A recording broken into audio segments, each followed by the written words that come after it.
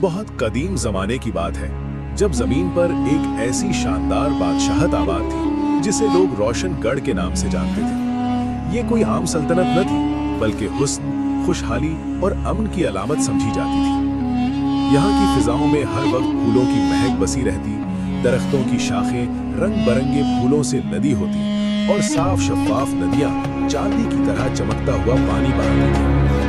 सूरज की किरणें जब इस सल्तनत के मीनारों और गुंबदों पर पड़ती तो पूरा शहर सुनहरी रोशनी में नहा जाता। रोशनगढ़ का हुक्मरान सुल्तान जफर अली था। वो एक इंसाफ पसंद, रहमदिल और खुदा से डरने वाला बादशाह था। उसकी अदालत में अमीर और गरीब सब बराबर समझे जाते। वो रातों को भेस बदलकर शहर का हाल जानने निकलता और रियाया के दुख दर्द को अपना समझता।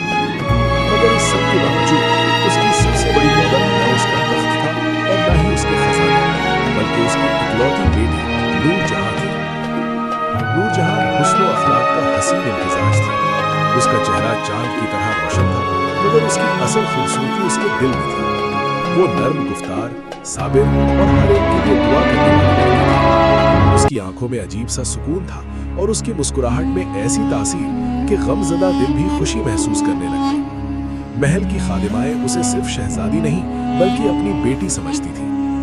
मगर कुदरत के फैसले हमेशा इंसान की मर्जी के मुताबिक नहीं होते। नूरजहां की वालिदा मलिका सहर बानो एक जानलेवा बीमारी का शिकार हो गई। शाही तबीबों ने हर मुमकिन कोशिश की, कीमती दवाएं लाई गईं, दुआएं मांगी गईं, मगर मर्ज बढ़ता गया।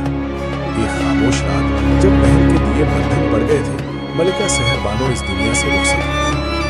महल में कोहराम मच गया, सुल्तान जफर अली टूट सा गया और नूरजहां की दुनिया उजड़ गई।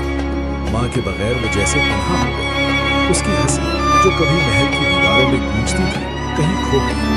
वो अक्सर बाग में अकेली बैठकर आसमान को तकती और अपनी माँ को याद करती। कुछ बरस बाद सल्तनत की मसलहतों के तहत सुल्तान जफर अली ने दूसरी शादी का फैसला किया। दरबार के वजीरों का ख्याल था कि सल्तनत को एक मलका की जरूरत है। यूं एक शाही खानदान की औरत जरनिश को मलका बनाकर महल लाया गया। मलका जरनिश जाहिरी तौर पर निहायत शानदार और बावकार नजर आती थी। उसके लिबास कीमती होते, जेवरात चमकते और लहजा शाहाना होता, मगर उसके दिल में अंधेरे बसते थे। कोई नहीं जानता था कि वो दरअसल एक काली जादूगरनी थी जिसने अपनी ताकत के बल पर यह मकाम हासिल किया था।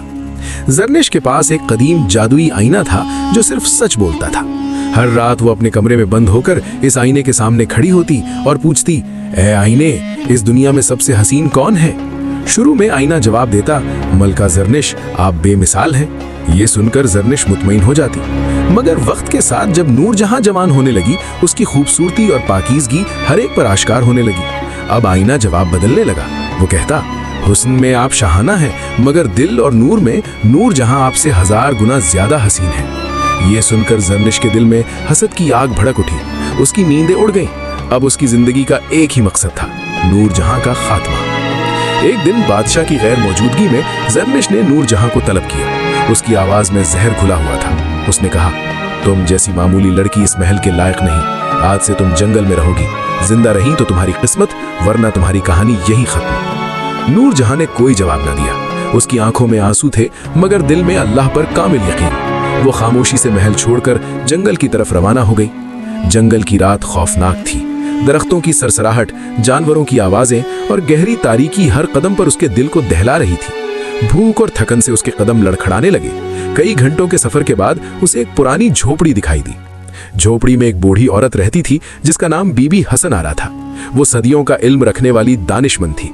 उसने नूरजहां को गर्म दूध पिलाया और कहा, बेटी, तुम्हारा रास्ता अंधेरों से भरा है, मगर याद रखना, हर मददगार दोस्त नहीं होता और हर खतरा दुश्मन नहीं।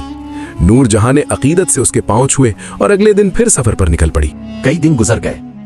एक दिन जंगल में इसे एक रोता हुआ बच्चा नजर आया जिसके हाथ में सुनहरी सेब था। वो बोला, बाजी उम्मी कहती थी ये सेब किस्मत बदल देता है, मगर अब वो नहीं रहे। क्या आप इसे रख लेंगी? नूरजहां को इस पर तरस आ गया। इसने सेब ले लिया। जैसे ही इसने एक नवाला खाया, इसे चक्कर आने लगे और वो बेहोश होकर गिर पड़ी। वो बच्चा दरअसल मलिका जरनिश का जादू था। इसी जंगल के रास्ते एक नौजवान शहजादा अयान शिकार से वापस आ रहा था। इसकी नजर बेहोश लड़की पर पड़ी। वो फौरन घोड़े से उतरा, पानी के छींटे डाले। कुछ देर बाद नूरजहां को होश आया। अयान की नजरें इस पर ठहर गईं और पहली ही नजर में इसका दिल हार बैठा। वो नूरजहां को अपने महल ले आया। इलाज के बाद नूरजहां सेहतयाब हो गई। शहजादा अयान ने इससे अपने दिल की बात कही। नूरजहां इसके इखलास से मुतासिर हो गई। एक अजीम अलशान तकरीब में दोनों का निकाह हुआ और पूरा महल खुशियों से गूंज उठा। जब ज़रनश को मालूम हुआ कि नूरजहां जिंदा है और मलिका बन चुकी है तो इसने आखिरी जादुई वार किया। मगर अब नूरजहां सच्ची मोहब्बत और पाक दिल की रोशनी से महफूज थी। जादू उल्टा पड़ा।